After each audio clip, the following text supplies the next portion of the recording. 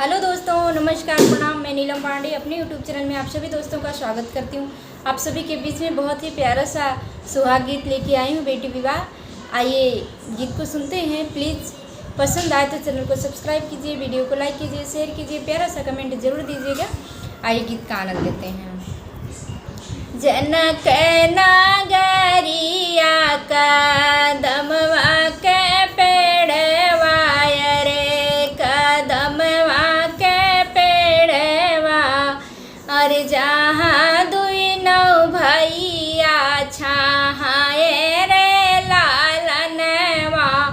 अरे जहाँ दुई नौ भैया छाए रे लालनवा। जनक नागरिया कदम एक पेड़वा रे, कदम एक पेड़वा। अरे जहाँ दुई नौ भैया छाई रे लालनवा रे, जहाँ दुई नौ भैया छाए रामा लखन दुई नौ बैठे बिरिछ तारे। अरे बैठे बिरिछ तारे।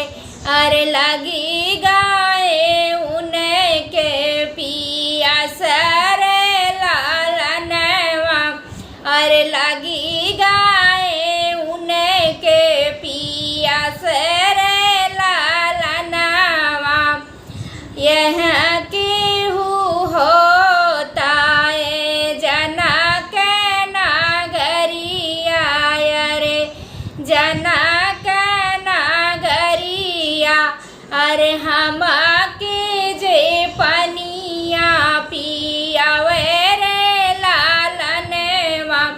अरे हम के जे पनिया पियावे रे लालनवा।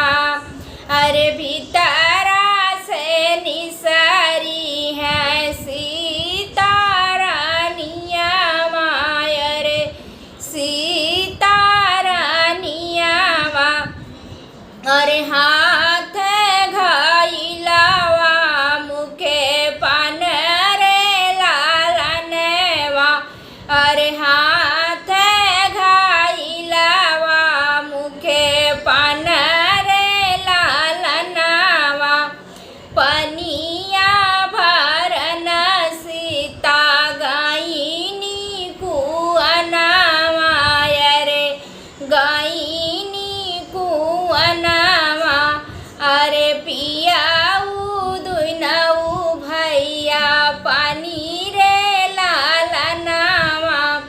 अरे पियाऊ दुई नौ भैया पानी रे लालनवा।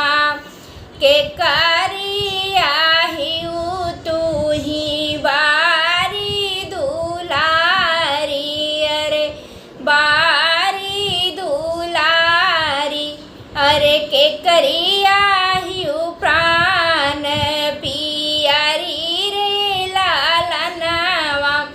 अरे के करिया हिऊ प्राण पियारी रे लालनवा। अरे राजा जनक जी के प्राण प्यारी। अरे राजा जनक जी के बारी दुलारी। अरे बारी दुलारी। और सी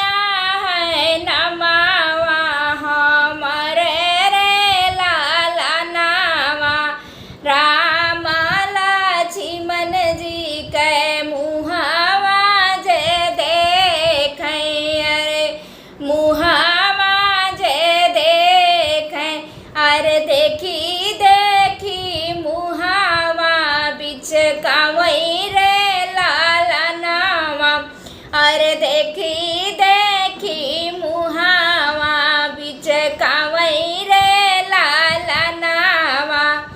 पनिया तो पिया भैया जतिया ना बूझाय रे, जतिया ना बूझा, अरे जतिया के कराना विचार रे लाला नामा, अरे जतिया के कराना विचार रे लाला नामा।